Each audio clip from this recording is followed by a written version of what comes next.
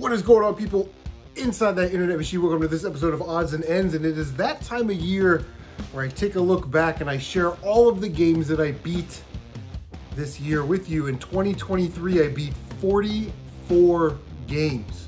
So let's just get started right now.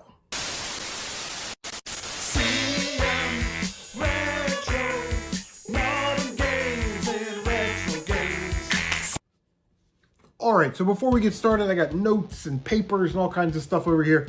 So the first thing is I don't count games that I've already played through before. So, you know, like the Mega Man games I stream a lot, Contra games I always pop in, the 8-bit Contra games, stuff like that. Games, these are brand new games I've never played, or maybe I started to play but never finished, and we finally finished them this year. The other thing is that I tried to only beat the game on the normal mode, see the end credits, and I count that as good. Some of the games I'll go back and do 100%. Sometimes I'll go back and do some of the side quests. But for me, for my standard, that is not that's not a necessity. You know what I mean? It would just take forever for some of these, especially some of these new games. So once on story mode, see the end credits, bada bing, bada boom, write it on the list. Now I did try and focus a little bit more on 16-bit games this year. So the first 6 months I played Super Nintendo, and then the last 6 months, popped in the old Sega Genesis over here, which is still hooked up. And I didn't do so well with Sega Genesis. I don't know what it was. I just, you know, I'm not familiar with it. Didn't really get in the mood to play a lot of Sega Genesis or even sit down and play to beat a lot of Sega Genesis games. Although I did play quite a few, I didn't beat that many. So let's just start off with the worst game of the year. It is the only game that I've ever given a D to. It is Mortal Kombat 2 on Sega Genesis. Now, I don't own it on Super Nintendo, and when I do get it on Super Nintendo, I'll probably just sell my complete in-box Genesis version. But honestly, the game is way too hard on normal mode. You want to put it on the extra brutality mode and have at it. But on the normal mode, it is way too difficult. Arcade games, I get it. You pop in the quarters, a couple minutes of entertainment, you move on to the next thing. But a home console version should really allow the player, at least again on normal mode, to be able to get through the game, unlock some characters, some arenas, maybe, you know, extra soundtracks or something, and then play through with another character. You want those games to be more about replayability than the difficulty.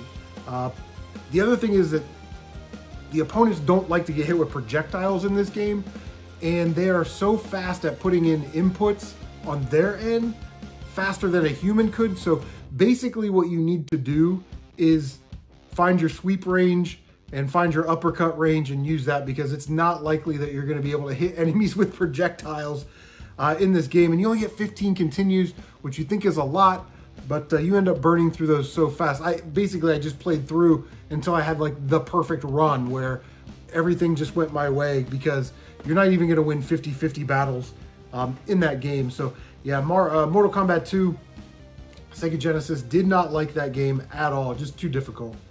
The second worst game I played, I just finished this game and I ended on such a down note this year. Marvel Avengers on the PlayStation 4. This game just doesn't know what it wants to be. Does it want to be a Kamala Khan action platformer adventure game with some puzzle elements and some exploration? Does it want to be a team superhero beat 'em up style game? Does it want to be an RPG? Does it want to be a multiplayer online game? It tries to do all of that, and it never does any of it really, really well. All the skill trees and upgrades and all of the daily events, all the extra things that go into this game didn't really need to be there. I mean, it's a superhero game, for God's sakes. Pick a couple characters, go into the level, beat stuff up, beat the end boss, move on to the next thing. But yeah, they just tried to overdo it with this game, and it didn't turn out well. So I gave Marvel Avengers, just on the campaign mode, a C-. So it was the second worst game I played this year. The game crashed 4 hours into it. I had to start over. It just, the ghosting and the glitching, just such potential there that I think Square missed out on. And yeah. All right, so the C+ games, I have one game that I gave a C to that was Automata is excellent on the Xbox 360. It is a shooter, it's on the 360. I mean, like, get it, because we know how this goes, right, with these shooters on some of these consoles. but it's in the Gradius series. It just wasn't exciting, right? Like, it's sort of a slower moving shooter that wants you to beat it. You get unlimited continue, so you will beat it the first time you play it. And then sort of level up a little bit, then play it again, then level up it. And that just doesn't mesh with my style that I like when I get a shooter. I like big explosions and cool power-ups. Yeah, it just wasn't that entertaining to me. But definitely if you collect 360, I'd probably check that one out because there weren't a lot of shooters on the 360. And like I said, you know how that goes. They get expensive over time. So the C+ games, okay? First game is Kart Fury. It's a midway arcade racer for the PlayStation 2. You think PlayStation 2 racing games, you think Need for Speed, Burnout, Midnight Clubs, those types of things, Gran Turismo. This is a midway arcade racing game that's a $5 game, and it's a perfect $5 game. You're going to be able to beat the main story, the main championship in about an hour, hour and a half-ish.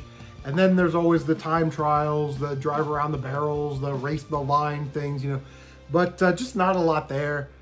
You do get the boosts and the shortcuts, but it just, again, for $5, it's perfect if you want to add something cool to your collection, but there's just not a lot there to keep you into it. The drivers and the cars are all essentially the same. You start with 10, you can unlock more, and the gimmick is the driving style. So if you pick an easy driving style, you have low top speed, but you have better handling, and difficult is terrible handling, but your car goes super fast. So you have to find one in between that's right for you. But I have no complaints about that game, really. It's just, there's not a lot to it. If you like to beat games, do game lists like this, videos like this, $5, it's a 2-hour game, and you should be able to beat it on normal mode. Sonic Blast on the Game Gear. I got this game from a friend that I work with. She just gave me a bunch of Sega Game Gear stuff. Now, there are so many good Sonic games that this one kind of gets dumped on a lot. I actually kind of enjoyed it. It's short, it's pretty easy. You can play as Knuckles. It does that pre-rendered sort of graphic type thing, so it looks unique. Take that for what it's worth. But it's the same thing with the Sonic games that I hate, right? You get a mini game to get a Chaos Emerald, and you only get one shot at it. So basically, if you want to get the good ending, you got to get good at a mini game. But anyway, I was able to 1cc that game, so yeah, C+, again, not great, not terrible, just not a lot to it.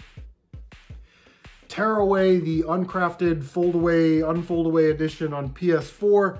If you like Journey or Flower or Flow, those types of games where it's about just sort of getting through the levels and progressing and getting a part of the story, this is probably a game for you. This isn't like an action platformer. It's not going to really be a difficult game. You're going to be able to get through it. But basically playing like this cardboard paper town or game situation, and you're moving through it, you're introducing color back into the black and white levels.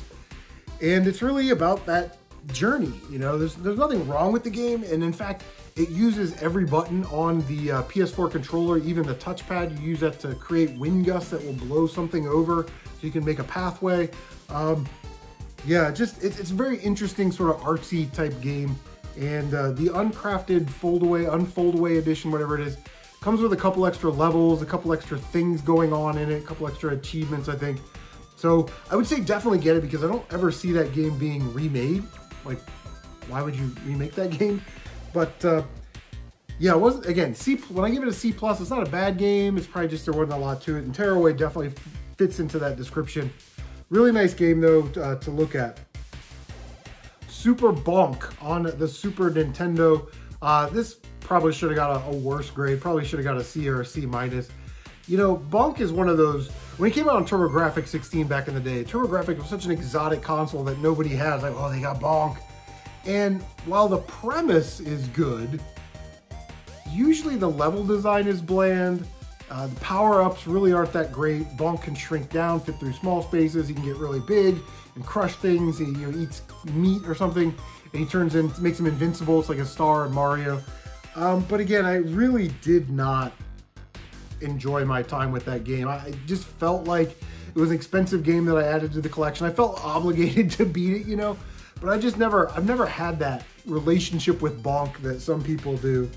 And then the last game in the C+ territory was Teenage Mutant Ninja Turtles 2, Back from the Sewers on the Game Boy. Again, not a bad game, but just the things in the game that I didn't really like. They put you in some confined spaces, and it makes it difficult not to take damage. So it's like, come on, man. In Fall of the Foot Clan, which I have more nostalgia for, you could like bend down and throw a throwing star. You'd have like at least a ranged attack.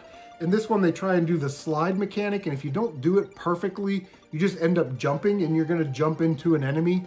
So you just take damage. The Mouser levels, you're just swarmed with the Mousers, but you can sort of climb up and down through the levels, which is kind of nice. But yeah, I didn't hate it, didn't really love it, just kind of a meh game. TMNT 2 Back from the Sewers on the Game Boy. All right, so the games that I gave a B-2, starting off with Kirby Superstar on the Super Nintendo. Uproxx has this as their 25th best Super Nintendo game. I went into this game not knowing what to expect out of it. I kind of thought it was just sort of a regular Kirby game, even though it says like 8 games in one or 6 games in one. But really, it's like 6 small Kirby games and then like 3 or 4 mini games. It should only take like 3 or 4 hours to beat. It has a 2-player mode. It looks beautiful. It's bright, colorful, fun to play. It's always fun to tinker with the powers that Kirby has, but I never really felt the need to like go back and replay it. You know, I'm not trying to like, there's no like times or, you know, get the best time or any unlockables really. But yeah, Kirby Superstar is a good game. Just not really the type of game that I typically, I think maybe the expectation was that it was like a regular Kirby game. So when it wasn't, kind of disappointed a little bit.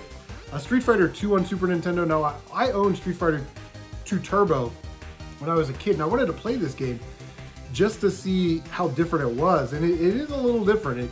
It runs a little slower, and that could have been because I had the turbo turned up on when I was a kid on Street Fighter 2 Turbo. And then I literally wrote in the notes here that it's a little bit more difficult because of that, and the AI is a little bit tougher on the normal mode. I literally wrote corner fighting bitches in my notes because your opponents will trap you in a corner and then they will just beat the crap out of you. You get no way to get out of it. It was terrible. Soul Calibur 4 on the Xbox 360. Now, I typically love these types of fighting games, you know, the Tekkens of the world, these kind of button mashers that require some skill, but you can kind of get through it with button mashing. And this one features Yoda. Again, nothing wrong with it. You play through, you unlock new characters and a new arena. There's branching paths in this game, which is kind of interesting. And yeah, I think the Soul Calibur series as a whole is very, very good. But, you know, this one was just sort of average, if that makes sense, a B-. PacMan World 3 on the PlayStation 2. Played PacMan World 2 last year. If you never played a PacMan World game, 2 is probably better. 3 sort of bland. Again, a pretty easy game to get through. Soul Dees on the Sega Genesis. Really enjoyed this game. Now, Soul Feast is on the Sega CD. Better cutscenes, better I mean, it's CD quality, right? But Soul Dees, very good shooter. Has this weird difficulty spike where level 6, it took me hours to get through level 6, man. And then level 7, I only had 2 lives, so I died. So I continued, and then beat it with that continue. You know what I mean? So I beat, level 7 was pretty easy. It's basically 2 mini bosses, and then a regular boss, the end boss, and then it's done. But yeah, Soul Dees is a pretty good shooter. I enjoyed it. I'd probably go back and play it somewhere else down the road. And the last one here is Donkey Kong on Atari. This is where it gets a little weird. I usually bust out the Atari for a couple weeks every year and play games. I didn't want that time to be wasted time. So I tried to figure out, like, how do you beat these games, right? They typically just loop. They're high score looping games. So I did some searching online. Donkey Kong on Atari only has 2 levels, that iconic construction girder level and then the pins level. And I was reading online, they're like, hey, go through 4 loops, that counts as beating the game. Just like some of the Activision games, you get to a certain point, they count that as beating the game. But I think that's fair because no one ever says how many loops of Contra did you do. It just keeps looping, right? So you beat 1 loop, you should be able to beat the game and get credit for that. So again, I'm not going to fill up in a list of, games I beat with a bunch of Atari games, but to have a couple on every year I think is good. Like I said, Donkey Kong on Atari is only 2 levels, do 4 loops, and you can say you beat the game. At least that's what it says online, but those were the B- games. So here we go, games that I gave a B to, and this is the biggest section of the list. There's 1, 2, 3, 4, 5, 6, 7, 8, 9, 10 games. 25% of my list really falls into the B category. Indiana Jones Greatest Adventures on Super Nintendo. Really enjoyed it, but I'm a huge Indiana Jones mark, so I'm not really capable of being, you know, unbiased in this situation. But it plays a lot like the Super Star Wars games. If you're familiar with the jump mechanics and how the platforming works in those games. Yeah, Indiana Jones Greatest Adventure wasn't very long. I think you get unlimited continues, and there's a password system, so you can always just come back to it. Darius Twin on Super Nintendo, really liked that game. Check my Ultra notes, see if I 1cc'd that one, or...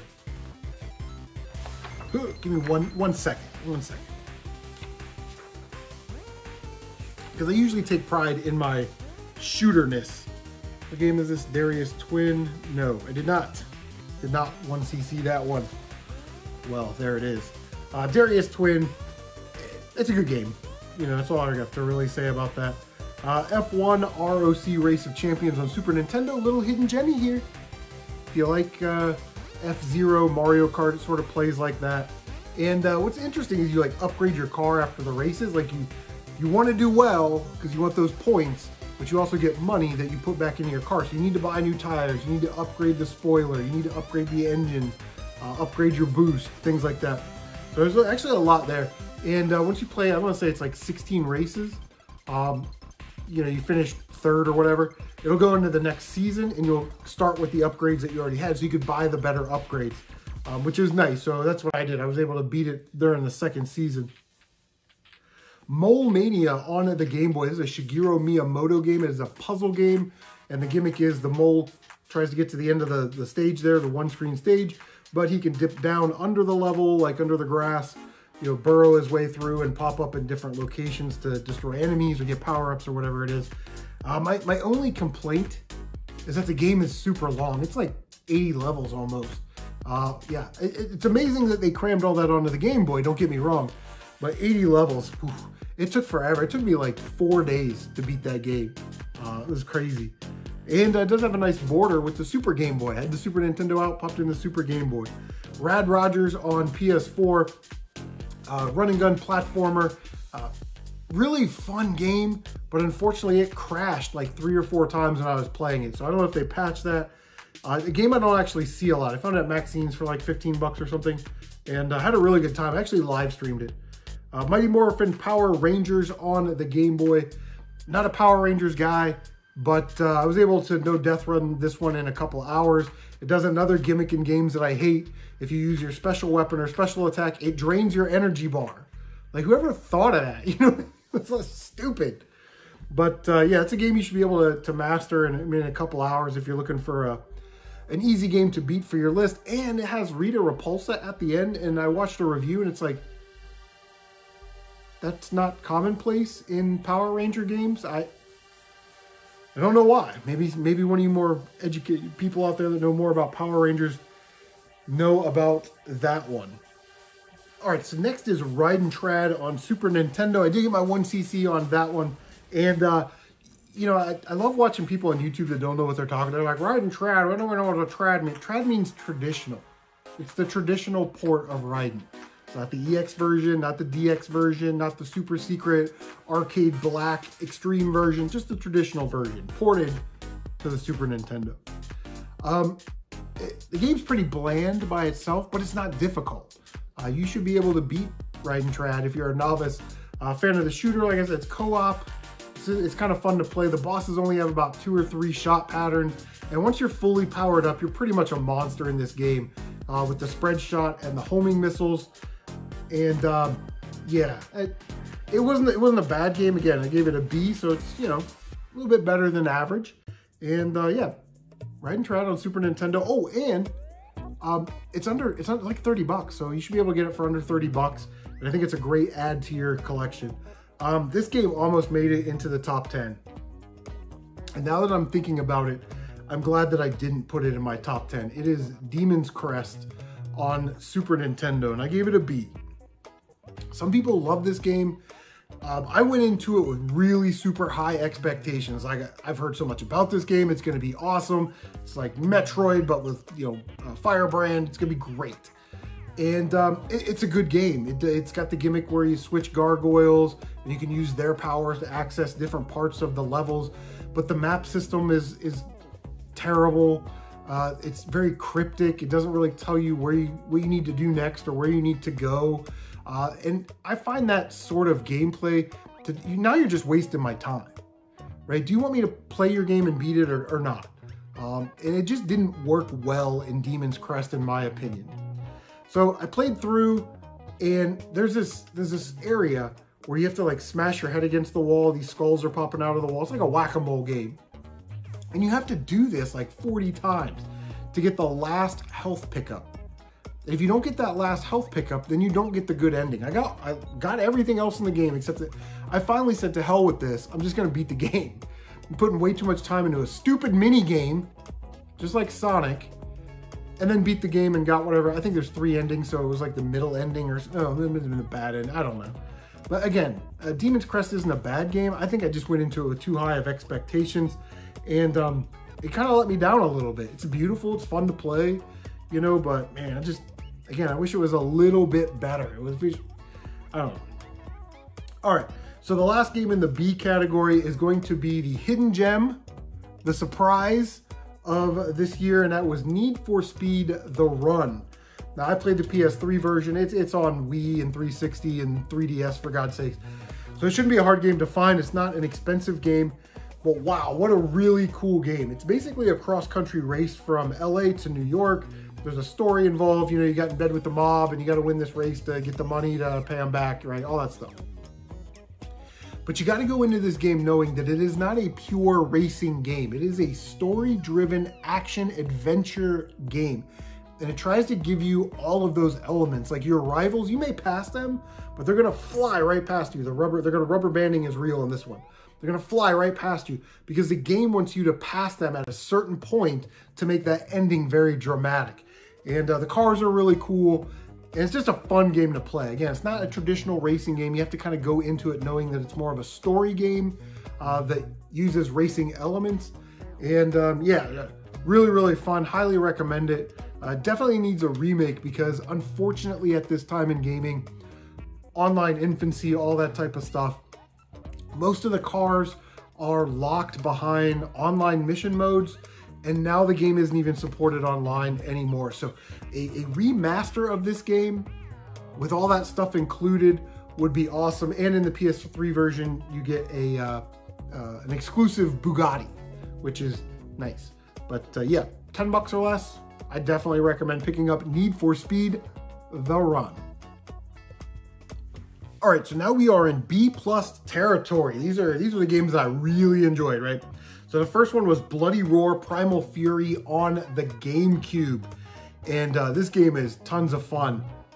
It's a fighting game, but you fill up a meter and you turn into like a big wolf or a lion or a cheetah or something, a big elephant. And you really have to know, it's basically like 2 characters. And you have to know the fighter that you're picking, what their attacks do, and also when they morph into the animal, what those attacks do. Because some of them are they're obviously very more powerful attacks, but some of them are like throws, almost like they punch you and you go flying across the screen. And if you know that, you can use that to your advantage. I played through that game with probably like 6 characters because I just love playing it so much. Really cool arcade game. So Bloody Roar Primal Fury on the GameCube. I recommend that one for sure, especially if you're looking for a fighting game from that generation that's not, you know, Tekken, Street Fighter, or Mortal Kombat. It's just a nice variety. Variety? Yeah, variety. We're going with it. Alien on the Atari, a little Pac-Man clone here.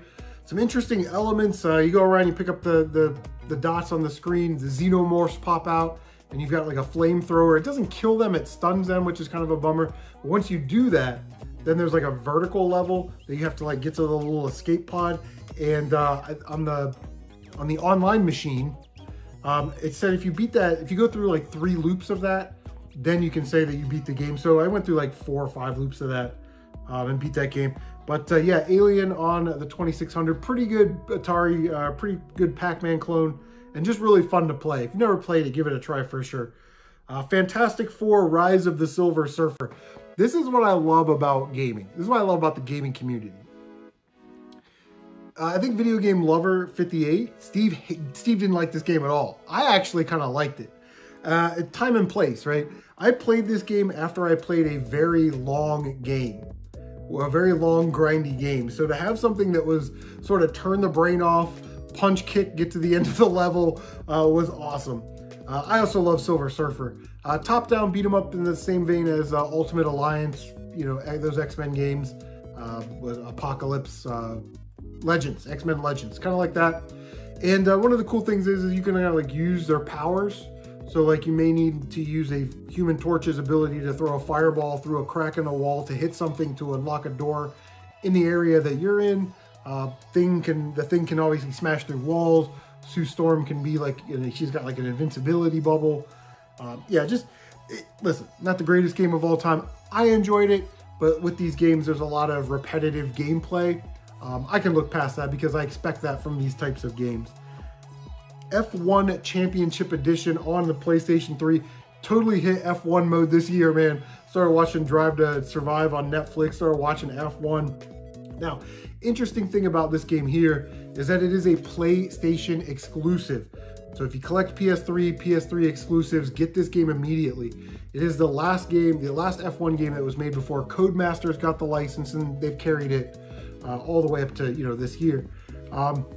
What I really liked about this game is that even on the normal difficulty, it'll give you concessions. So like the green racing line that gives you the ideal racing line, you can turn that off, you can turn it on. You can turn damage into sensitive, or you can turn it to where you can kind of bang the cars around a little bit. It really allows you to customize the game for your particular gameplay style and your level of knowledge with these cars. So you can turn them off, you can turn some of them off, you can keep some of them on. I always recommend leaving the line on because with some of these games, depth perception is an issue, so you don't really know when to brake properly. It kind of gives you a guideline. When you go into pit, it's a quick time event, so you want a faster pit stop, get better at the quick time events. And yeah, it was really fun. Now it's set up exactly like a Formula One race week. Friday is like practice runs and setting up the car, and you get an hour to do that if you want to. You can skip that. You can do qualifying laps, and then, you know, the Sunday race, you know, you can adjust the amount of laps and when you want to change your tires. Very customizable. But like I said, if you collect PS3, this is a game that you're going to want to get your hands on because it is a PS3 exclusive. Now, I did beat every single game in my Nintendo Switch collection this year. Every Nintendo Switch game I own, I beat them. Both of them, because I only own 2 Switch games. Star Wars Pinball. I actually bought this game before I even had a Switch because I knew eventually I would get a Switch. And I love Star Wars and I love these pinball games. A lot of content on here, first of all. But there is a story mode, 19 tables, and they get repeated, but you play and you have to do certain things, and you do that, then you go to the next part of the story and you play that table, do those objectives, go to the next part. It took, I don't say it didn't take long, but it didn't take forever, you know what I mean? A couple hours. But Star Wars Pinballs, oh man, such a fun game. And you know, these Zen Studios, Farsight Studio Pinballs, they're so good compared to what we had on like Atari and Nintendo that I can never pass on them. So yeah, Star Wars Pinball on the Switch, gave that one a B+. Really enjoyed it. I actually played it a couple days ago, try and beat my high score on some of the tables. So here we go, A territory, A- games. First one, Final Fantasy Mystic Quest on the Super Nintendo. I'm not an RPG guy, man. I find them intimidating. I don't like scrolling through menus. I take a very defensive posture, very ignorant defensive posture that I want to play my games. I don't want to read them and flip through menus, you know. I'm that guy. But I had the Super Nintendo out. I felt like I had to play an RPG. I'm not good at RPGs. This is a great RPG for beginners. If you are like me, you are intimidated by RPGs, you don't like all of the random battles and the menu navigatings and the crafting and the grinding, this game is actually perfect. It holds your hand the whole way through. It will literally tell you, go north, go to the Dragon Temple. And it's got spots on the map like Mario 3. You go up 3 spaces. My God, there it is, the Dragon Temple. The random encounters are sort of handled better, or differently, I should say. Not better, but there are spots on the map that you go to and you play those and you play 10 battles. And that's how you level up. But Final Fantasy Mystic Quest, very, very fun game. I enjoyed it. I'm one of those guys that's like, I do something in the game and then I go all the way back to the save point, then go all the way all around, you know what I mean? So it took me forever to beat this game, probably longer than it needed to, but I really enjoyed my time of Final Fantasy Mystic Quest. The other game is Metroid 2, Return of Samus on the Game Boy. Again, I had the Super Nintendo out, grabbed Metroid 2, popped it in the old Super Game Boy, man. What a game. What a game. I mean, graphics are Game Boy wise, and they've got like these Super Metroid things in there, the Quantum Metroids, whatever these things are, right? And you have to destroy them. And then it opens up sort of the next section of the level, and you can, like, there's lava or something, and you beat them all in this area, and the lava goes down, and you play another level. But yeah, Metroid 2, really, really good Game Boy game. All right, here we go. The A's. Ryden, Fighters, Aces. I've probably talked about this game like 12 times this year. Ryden Fighters Aces, again, 360 shooter. Get it right now. It's like 30 bucks. And you get 30, 40 bucks. You get 3 games. You get Ryden Fighters 2, and Ryden Fighters Jets. Now, Jet was initially a game called Gun Dogs. Got ported over here. They wanted some branding. Threw in the Ryden. You could unlock some of the Ryden ships. Beautiful game. Can't recommend it enough. And Donkey Kong Country 3. Now, this is why I always say it's important that you need to beat games, okay? I did 100% this game on the normal mode, which is 103%. You know how they do that in the Donkey Kong Country games. But I played this game for like an hour.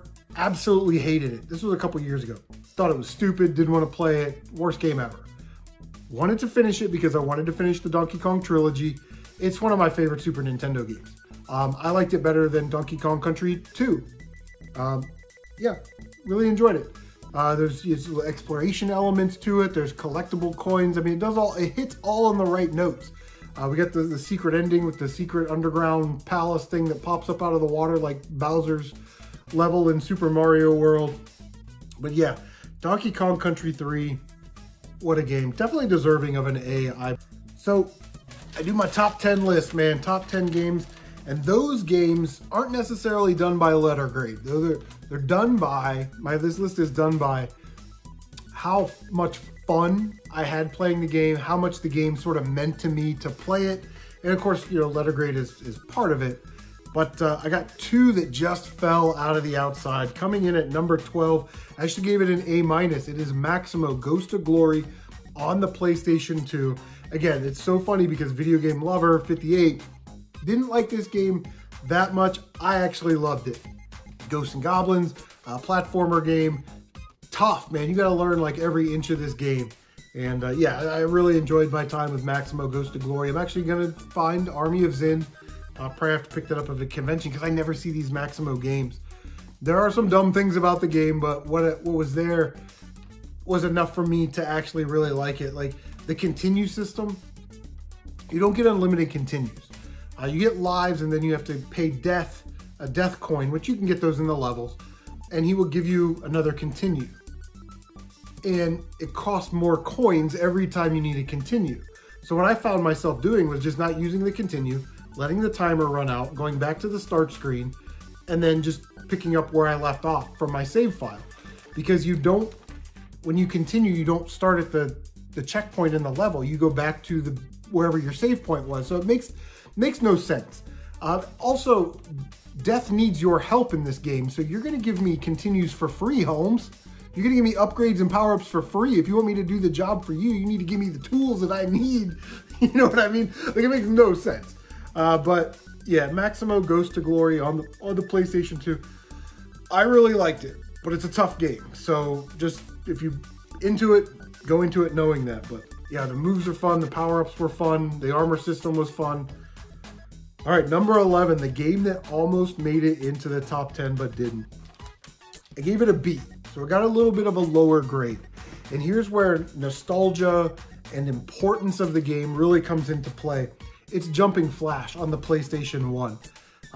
How they made a game this good back in the day is beyond me. It's a little bit platformer, a little bit sort of first-person shooter, and to be able to do that on the PlayStation in 1995 when the PlayStation controller didn't have analog sticks and get it to all work very, very well. Man, I don't know how they did that. Because remember, the analog sticks didn't come in until like late 96, 97-ish. So yeah, just unbelievable game. I can't wait to, I'm gonna actually play part 2 this year. And yeah, definitely a game that needs to be remastered. Basically the gimmick is you go into the level, you collect these 3 pods, or 4 pods, 3 or 4 pods, whatever it was. And then you go to the exit of the level, you do 2 of those, then there's like a boss fight. Then you got to beat the game again. It will say at the end of the game, it won't even roll credits. It'll just say, okay, good job. And then it'll start again. And you have less time to do the levels. But by that time, you're familiar with them. But essentially a tech demo. And Jumping Flash really, really impressed me. I was excited to play it. And I'm glad that I did. So Jumping Flash number 11. Let's take a look at my top 10. So coming in at top 10, right? My top number 10. Gave it a B+. It is Cruisin Blast on the Switch. When I got my wife got me my Switch for Christmas last year, and I knew it was on sale at Walmart for 20 bucks, and I knew I wanted it. So I went over to Walmart and I spent 20 bucks, and I got myself Cruisin Blast. Great love letter to those 90s arcade racers, all those cruising games. A lot of really cool stuff going on in this game. There's a lot of cars. You can unlock like a helicopter and an alien ship and stuff. And the soundtrack is awesome. You can actually unlock the Cruisin Blast arcade cabinet. There's time trials. There's upgrades to your cars, like different paint jobs and little engine attachments and stuff, spoilers, cosmetic stuff, really. Again, really fun to play, really short game. And I would say the only thing that I don't like about it is that they recycle the tracks, and I wish they didn't. So like there's an example in the snow levels, you know, the Arctic level, where you do this jump and you fall down and there's a Yeti and he's right there and he smashes the ice, and then you continue to fall down and find the rest of the track. Well, they use that gimmick again in the dinosaur volcano levels where you hit the jump and then there's a dinosaur and it smashes its feet and you fall through. I wish they wouldn't have done that. I wish they would have made original tracks for all of them. I mean, the Switch SD card's got to be able to hold that much memory, right? Like, so I think they kind of skimped out on that. But regardless, for 20 bucks, Cruisin Blast, awesome, awesome time. Really enjoyed it. Number 9. Here we go. Now we're getting into the big guns, all right? The best of the best. All right, so here we go. Number 9. Here's where we separate the men from the not men. 9.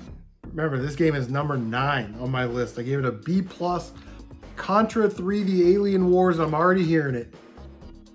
Yep, the clicking of the... How could you have Contra 3, The Alien Wars on Super Nintendo number 9? Well, you gotta wait, because I got some bangers that are above that, right? So, yeah, Contra 3, The Alien Wars, 6 levels. I love Contra games, man. Ninja Gaiden games, Mega Man games. Right? Felt like I had to play through Contra 3. I did 1cc it on the normal mode. I do love that that final level is like an ode to all the Contra games, and the final bosses and stuff is like a mini boss rush, you know. It's really awesome. Such a good game, man. Contra 3. Absolutely incredible. Listen, I get it. Again, context of time. They wanted to do the mode 7 rotating thing.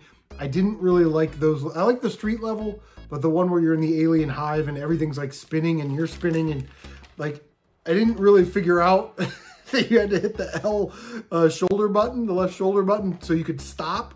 So I'm like spinning around, just shooting in a 360 the first couple times I tried to get through there, like an idiot. And then I finally was like, you know what? I don't look up gameplay, but what I will look up is manuals So I figure the manual came with the box. So you look it up in the manual. I'm pretty sure it said in the manual that, oh, you can hold the L button to lock yourself in place or something. And I'm like, son of a biscuit. And then that just made that level like so much easier. But Contra 3D Alien Wars. What a game. Coming in at number 8. Okay, again, a game that I gave a B+ to. Really enjoyed it. Was Sonic the Hedgehog, the original on Sega Genesis. I figure I'm doing Super Nintendo, I'm doing Sega Genesis. I gotta beat Sonic, at least the first one. And we got through Sonic. 1CC'd that one. I think I died twice. One was my fault, one was stupid game, you know, politics and all. But yeah, Sonic, man. It's bright, colorful, intuitive, and fun to play. You know, just great. So Sonic, the original on the Sega Genesis at number 8. Number 7, okay. Castlevania 4, Super Castlevania 4. Again, I love Castlevania, and I loved this game. And one of the best things from the 8-bit to the 16-bit transition, the games, is not only the graphics, you know, but and the color palettes, but it's the sound, you know, that music that they use to perfectly set the mood of the game. And Castlevania 4, oh man, what a great game. I loved it. Love playing Castlevania 4. It's gonna go in the rotation, maybe get to it every year, every other year. But the ability to whip in all different directions and do that little flippy thing that will take out enemies. Yeah, I'm not sure if they did that in any other Castlevania game. They didn't do it in the 8-bit era. I can't remember if Dracula X has that or Bloodlines. I don't think you even have a whip in Bloodlines. But anyway, I digress. Castlevania 4, number 7, gave it an A-. Incredible, incredible game. I loved the treasure room level. I love that level. Just like the way it's designed. Yeah, I don't know what else to say about Castlevania 4. What do you guys think of Castlevania 4? Leave a comment down below. So coming in at number 6 was actually a recommendation from Mr. Matthews, or a game that he mentioned, and that is Super Adventure Island on Super Nintendo. I gave it an A-. Now some of you are like, Adventure Island games. This is not like those Adventure Island games. This game is actually quite easy, and it's bright, colorful, it's fun to play. I 1CC'd it, and yeah, you can, the boomerang weapon, you can like shoot, you know, and it comes back to you and stuff, but you can shoot straight up and straight down, I think, left, right. I remember if you can shoot diagonals.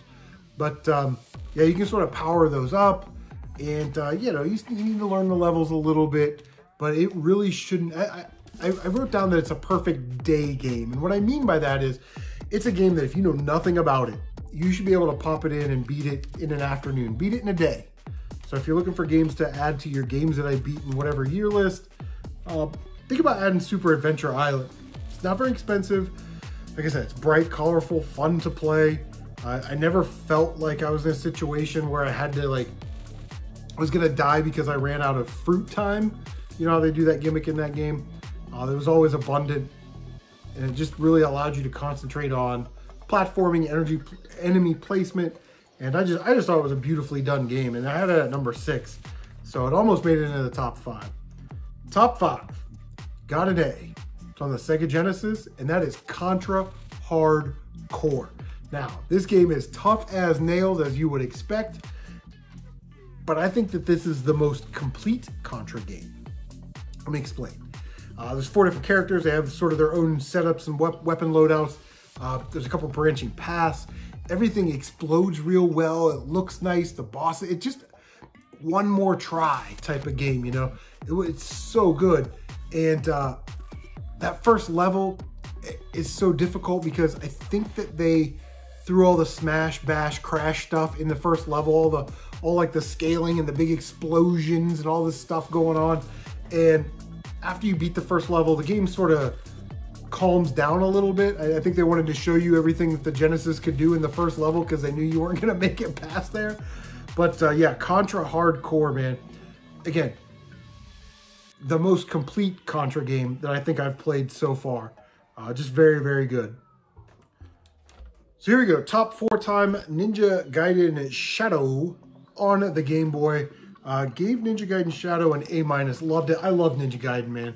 I'm trying to find the Master System game, like any 8-bit side-scrolling Ninja Gaiden game I want to get my hands on, the Game Gear version, whatever. Because I definitely want to finish that off as a series, you know, like subset of games.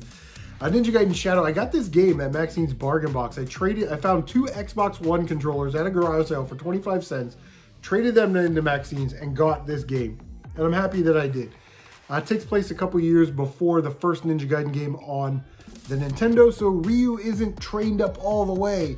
And they use that to sort of make concessions in the game, right? Like, you don't have 4 or 5 different sub-weapons, you get one sub-weapon, the Art of the Fire Wheel. And you can only carry like 5 of those. But what's interesting about this game is that it was sort of a mashup between Natsume and Tecmo. Natsume made Shadow of the Ninja, and they were like, hey, we want to do a ninja game for Game Boy. And Tecmo said, well, we got a ninja game, come on over. So in this game, Ryu has a grappling hook, you know, just like in Shadow of the Ninja.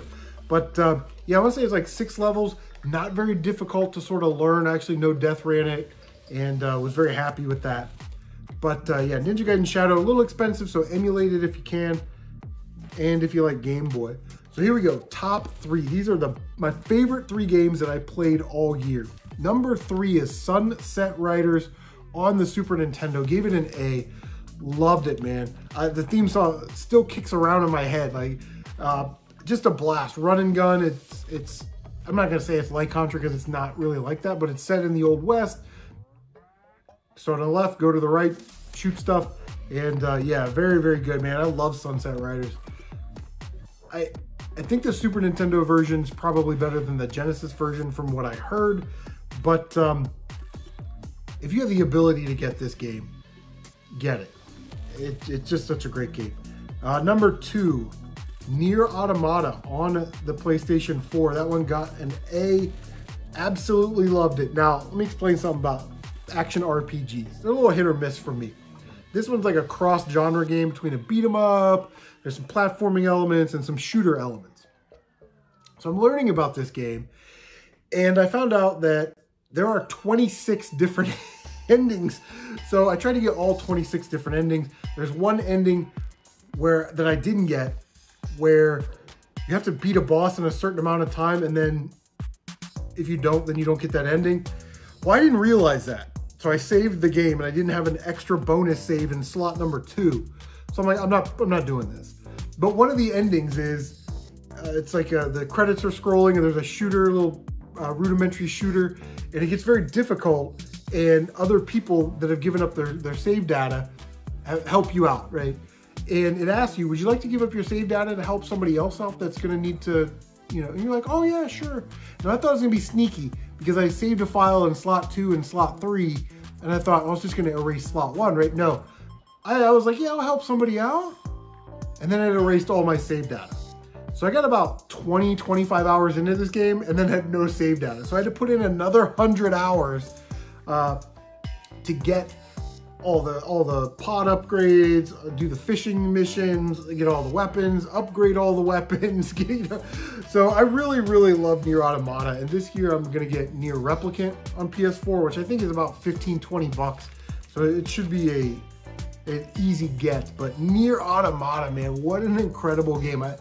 You have to beat, so it's a weird one when we talk about how you beat games, right? You beat the game once with 2B, with the female android, and it rolls credits and gives you your ending. But if you play through it again with the guy, android, you play the levels that she was communicating with him about in her playthrough. So like you're playing with her and you're fighting enemies, and he's like, oh, I'm giving you air support. Well, when you play through the second time, you play those air support missions. It's crazy cool. And after 5 times, you do some different things. After you beat the game 5 times, that's like the good ending. So I would say if you beat it once with 2B, that's probably good enough. You don't have to go all out and do the bonus endings and all the, the level ups and all that stuff. But Nier Automata, man, for a guy that doesn't like really RPGs, I played 2 bangers this year, Nier Automata and Final Fantasy Mystic Quest. So yeah, I don't know, man. I really enjoyed Nier Automata. I enjoyed streaming it. I can't wait to get my hands on Nier Replicant. Gave it an A. So if you guys ever played that game, leave a comment down below. Tell me what you think. So here we go. Number 1. Numero uno. I don't even know if that's Eins Primo. I'm mixing languages now. The only game I gave an A+ to. Super Metroid on the Super Nintendo. And I'm looking very forward to playing Metroid Dread on the Switch. I'm going to try and get that game this year. But Super Metroid, right? There is no doubt that this is one of the greatest games that has ever been made. I never felt like I was lost in this game. I never felt like I wasn't making progress in this game. It's paced perfectly. Obviously, it looks, plays, sounds amazing, right? I never felt that I got frustrated with the game. I always felt like there was just something going on, something to do, a new little area to go through. The only place that tripped me up was there's this part where these little animals try and get you to wall jump, which was a complete disaster. The game sort of stalled for 2 hours there while I figured that out. But Super Metroid, man, I had to sort of recalculate my top 5 favorite Super Nintendo games after I beat Super Metroid. There is nothing like it. I'm sure it's on the shops. It's on Super Nintendo, obviously. I don't know if it ever came out on something else. I'm trying to think. Wii U, Switch, maybe on like the Switch store or something you can get it. Yeah, emulate it. But yeah, what a great adventure. Super Metroid. It's in my top games of all time. If I had to make a top 20 list of games, Super Metroid is definitely going to be in there. And I just love the atmosphere of it. Like, even at the beginning on the credit screen, right? On the startup screen, the scientists are dead, but the Metroid's in the tube. And then when you play that part of the level, the tube is broken, and Ridley is making you go to this room to the right that's only a one-way. You can only get out of there one way, right? So Ridley knew what he was doing. He was sent to go get the Metroid, but he decided, I'm going to get the Metroid and I'm going to take Samus out too. And that didn't work out too well for him. So he disobeyed Mother Brain. But I just like the idea that he's lurking in this room. You know, just perfect setup. It's a perfect game. 10 out of 10, 100 out of 100. Super Metroid. I could talk about it all day. So there it is, my list of games that I beat in 2023, all 44 of them. Some good, some average, some really, really good. What games did you beat this year? Make sure you leave a comment down below. What games are you looking forward to for next year in 2024? Leave a comment down below. Don't forget to like, comment, subscribe, share on social media. Don't forget to bang that notification bell so you can stay up to date on all of your CM retro gaming goodness, guys. Take care of yourselves, and we will see you in 2024.